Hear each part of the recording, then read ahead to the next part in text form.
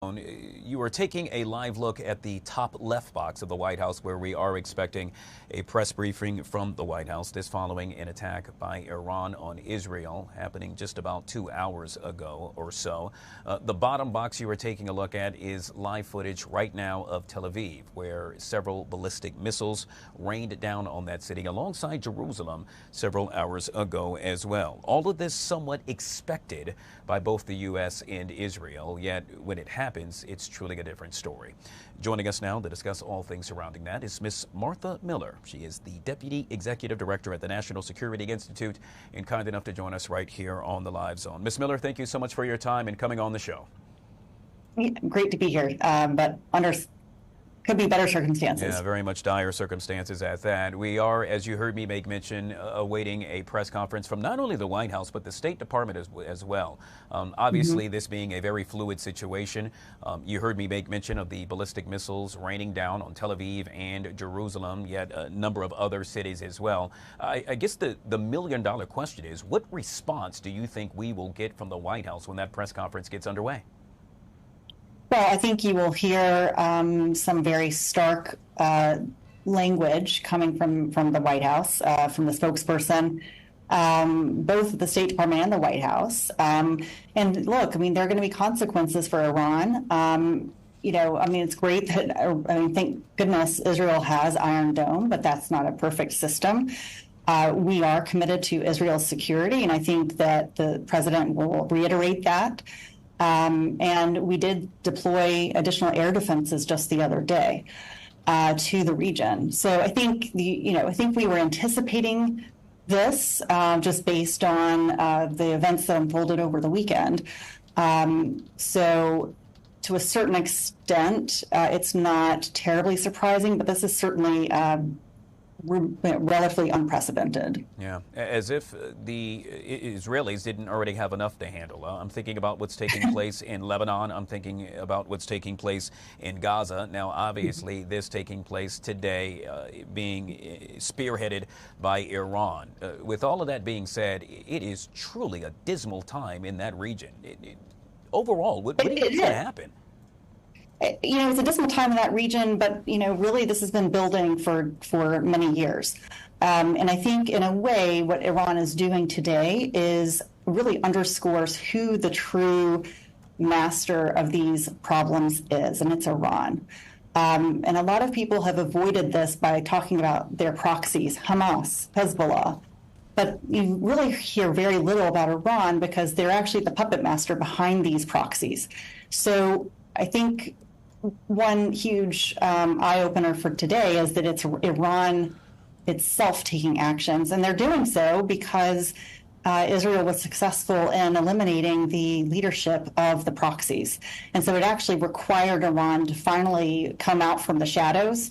There will be, I'm sure there's already a lot of criticism of Israel's tactics in the recent days, but I think in the end, it's a little better for the United States and our allies to understand who is really behind this, and because that makes it easier to deal with when and it's very clear to everyone who is truly leading this effort. Yeah. So let's go back, if you will, and I have been discussing this with a number of our analysts that have joined us today, and that is, let's revert back to what took place back in April. For so many folks that aren't well versed with regard to what happened, I'm hoping you can talk about the difference between the two with regard to what took place in April and what just happened today in Tel Aviv and Jerusalem. I think, yeah, that's true. I mean, what's different today, I think, is that Iran is being more aggressive. I think in April is a bit of a test of the waters, and this time it seems to be more aggressive. April was pretty aggressive. Don't get me wrong, but I think they are trying to signal that hey, you've really undercut our proxies. And so they're trying to show that they won't stand for that. But at the end of the day, this is a major escalation, and this this is an escalation that goes far beyond going after what some people might call, well, guerrilla organizations, certainly terrorist organizations. Yeah. Once again, we're speaking with Ms. Martha Miller. She is the Deputy Executive Director at the National Security Institute, joining us right here on the Fox 5 Live Zone. Ma'am, you touched on this earlier, and that happens to be retaliation. Obviously, we are expecting Israel to retaliate at some point in time. I guess the question that should be posed is, what does history show? How long does that typically take for that to happen?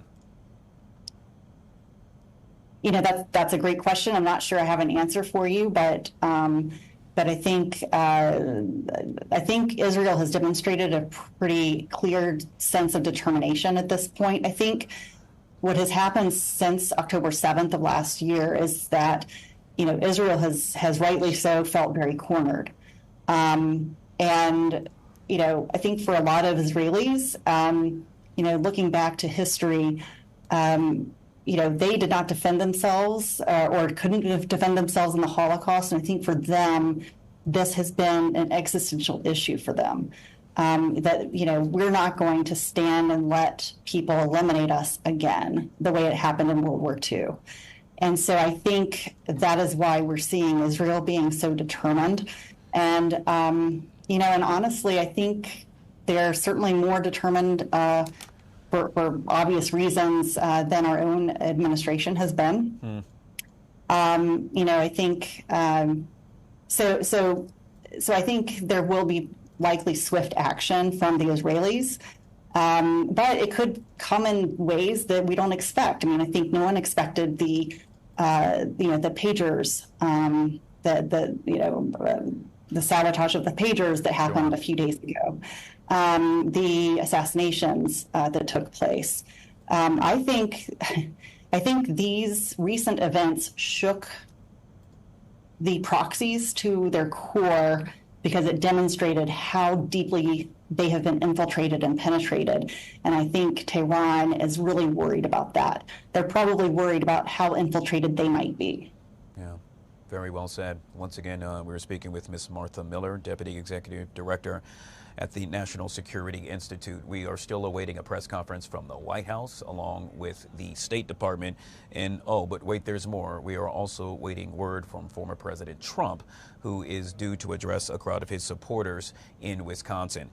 Ms. Miller, I don't want it to be political, but I'm curious your take, and that is, it should be one united front, should it not? Mm-hmm. So with regard to what President Biden has to say and what the former president, with regard to President Trump has to say, should somewhat reflect one another with regard to making sure that this, in essence, doesn't happen again. Do you expect that to happen?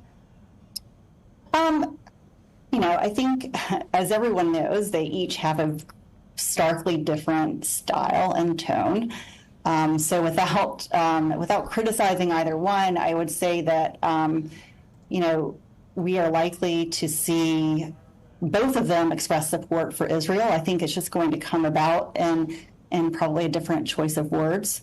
To the Trump administration's credit, they did achieve, they certainly did achieve some pretty remarkable goals with the Abraham Accords. So Trump is most likely, I would say, to hearken back to his success. And it was really the success of his team at the time. And I think President Biden will reiterate his continued support of Israel. I think because of the position President Biden is in, he will also, as commander-in-chief, he will also call for restraint. And so I think, and I think former President Trump is not in a position to feel compelled to do that. And may not, even if he were elected president again. That I can't predict. I don't know.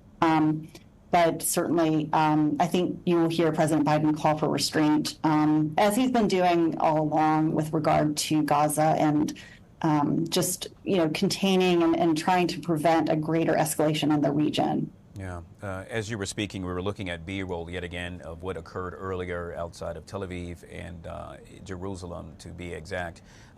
Before we let you go, if you could, in your words, the psychological effect that this would have on, I could just only imagine, you know, you're at home, you're eating dinner, you're sitting down with your family, you're watching your favorite TV show. We spoke with a young lady earlier that happened to seek refuge inside of a safe room. She had 2 young children when all of a sudden she heard sirens and had to make her way very hastily, if you will, to that safe room to make sure that she and her family remained safe. Tomorrow, the sun will rise. And yet again, they will have to wake up fearing that this could take place again. I'm curious, would you like to speak to the psychological aspect of it all, to have to deal with that on a daily basis? Sure, and it's tragic. It's to be in a war zone is something you wouldn't hope for anyone. You would hope that this could be avoided for anyone. I will say the Israeli people have demonstrated remarkable resiliency since the tragedy, the slaughter that occurred on October 7th. And so I think we will continue to see a resiliency, a determination to not be, deterred from being able to live in their, in their democracy and in their culture as it is. But it's hard. It's not easy on individual people. And yes, as a mother, I can say it would be terrifying. Of course, it would be terrifying. And we're seeing this, and not to change the subject, but obviously we've been seeing this in Ukraine as well. So it's a testament to people, average citizens who have somehow the wherewithal to manage to pursue normal life as best they can under very difficult circumstances. Yeah, hopefully circumstances that we will not have to continue to see nor repeat in the Middle East as this crisis continues to unfold. Once again, we have been speaking with Ms. Martha Miller. She's the Deputy Executive Director at the National Security Institute. Thank you so much for your time, ma'am. We truly appreciate you coming on the Live Zone. Absolutely.